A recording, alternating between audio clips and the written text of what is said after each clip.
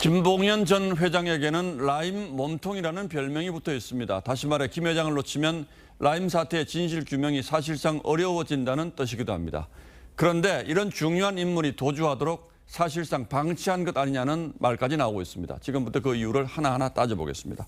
자, 홍영 기자, 먼저 김봉현이라는 사람은 어떤 사람입니까? 네, 투자자 피해액만 1조 6천억 원대로 추산되는 이른바 라임펀드 사태의 핵심 인물입니다. 예. 김봉현 전 회장은 1천억 원을 횡령한 혐의로 재판을 받던 중 지난해 7월 보석이 인용돼 전자 팔찌를 찬 상태로 풀려났습니다. 예, 전자 팔찌는 성범죄자들에게 많이 채우는 걸로 알고 있는데 전자 팔찌는 좀 생소하군요.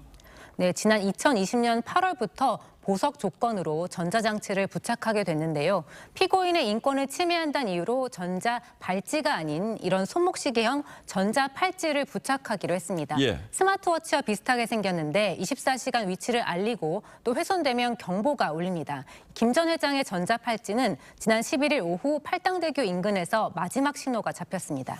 자, 모양을 보니까 끊으면 아무 소용이 없는 것 같은데 이런 중요한 피의자를 구속하지 않고 수사했다. 이거 참 이해하기 어렵습니다. 네, 검찰이 지난 9월 김 전 회장의 다른 사기 혐의로 구속영장을 2차례 신청했지만 법원은 모두 기각했습니다. 예. 또 대포폰 통신영장도 청구했는데 역시 기각됐습니다. 도주에 우려가 있다고 판단한 검찰이 최후 수단으로 지난달 26일 보석 취소를 신청했지만 법원은 결정을 미루고 있었고 도주 직후에야 보석을 취소했습니다. 자, 검찰이 파악한 도주 정황도 있었다면서요. 네, 검찰은 김 전 회장이 그 대포폰 2대를 밀항 준비에 쓴 걸로 의심했습니다. 예. 또 변호인단이 단체로 사임한 것도 유력한 도주 계획 정황으로 봤습니다. 지난 10일 또 다른 핵심 인물인 이종필 전 라임 자산운용 부사장은 징역 20년이 확정됐는데 이튿날 김 전 회장이 도주했죠. 자신도 중형을 피할 수 없다고 판단한 걸로 보입니다. 이런 상황에서 법원이 보석을 허가하는 것도 참 이해하기 어렵군요. 맞습니다. 일반 투자자들의 피해액이 워낙 크고 김 전 회장이 과거 잠적했던 전력이 있는데도 법원이 보석을 허가한 게 이해하기 어려운 대목입니다.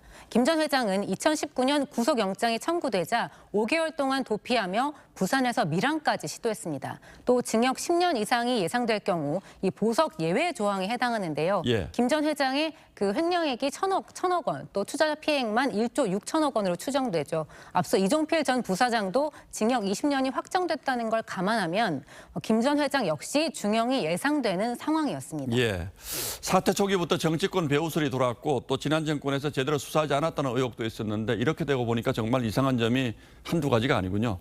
예, 홍영 기자 잘 들었습니다.